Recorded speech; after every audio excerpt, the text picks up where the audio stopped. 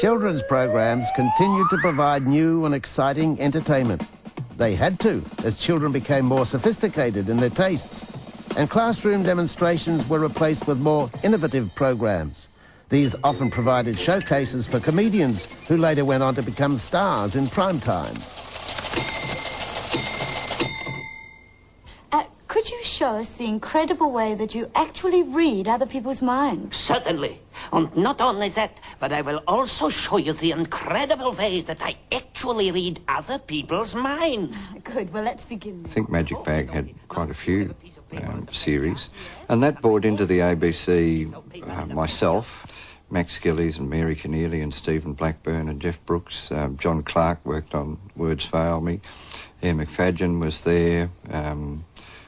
Almost every comedian in Melbourne came down to the ABC studios to write and perform these programs, and it was an extraordinary training ground.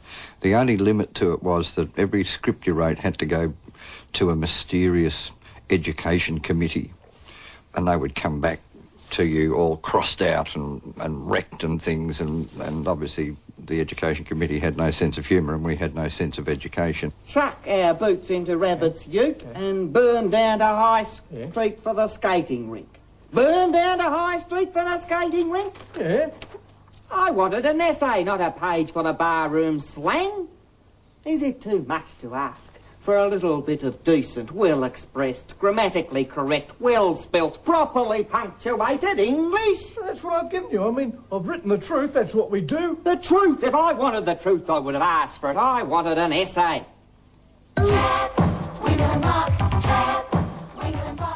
Trap, Winkle and Box was a fantastic education series. It had puppets and dancing and all kinds of music, and we went out busking. There was one scene where we played the Nelly Gang, and we had to ride broomsticks with horses' heads. Ah, you bushwhacker! Wait a man, you let this girl's grandpa go! No! If you don't let him out, we'll knock your tent down, sir. Well, go ahead and try. That door's pretty thick. Yeah, we need something to knock it down with. Ah, something thicker than that, stupid. Aha! It was the first job that I ever had in television, and this was possibly the most humiliating thing that had ever happened to me in my entire life. Dressed as Ned Kelly, riding a broomstick up and down the street. These programs continue to fulfill the responsibility to educate young viewers about current affairs. Since the days of Melbourne, the ABC has continued its policy of presenting the work of Australian writers.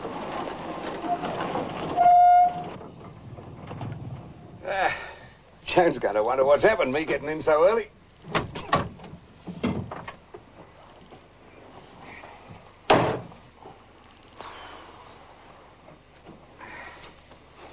Well, good night, boss. Tom.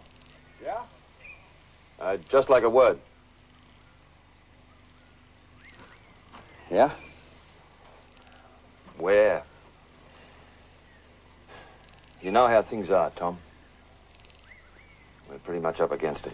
We're trying to cut costs in any direction we can. You mean,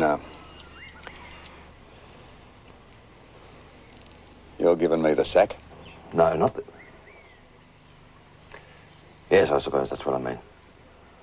It's nothing to do with your work, Tom, or you know that. I know. Just bloody circumstances.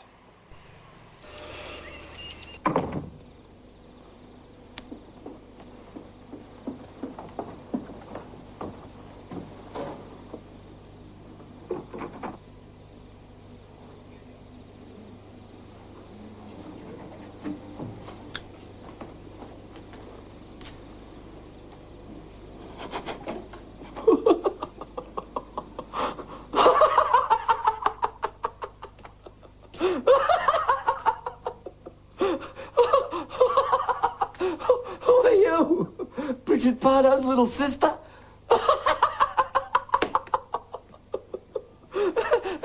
Gee, seen a lot of bridge in her.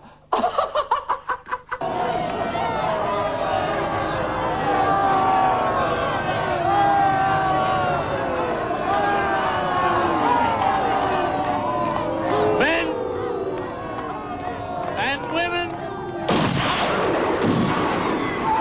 My God, what's this? My God! Really be expecting trouble. My God!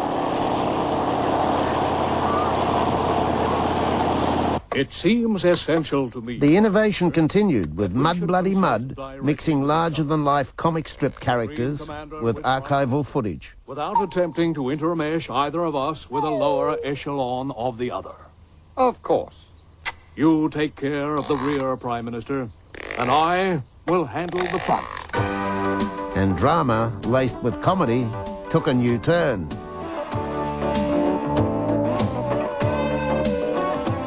Now, Ken and I will carry a gun just in case things get dirty. What difference is having a gun going to make to opening a door? It'll add another 5 years to the sentence. Okay, no weapons.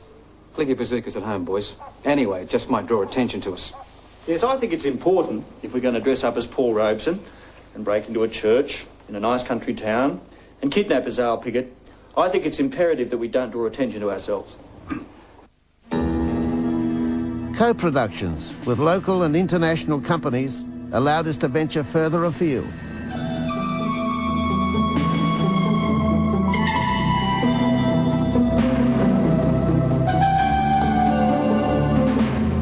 Non potevamo parlare nel mio ufficio. I muri hanno orecchie. Anche i telefoni. I servizi segreti. Tra gli altri.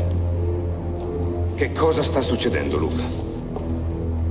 La tua vita è in pericolo se non rallenti questa indagine. La mia vita è sempre in pericolo.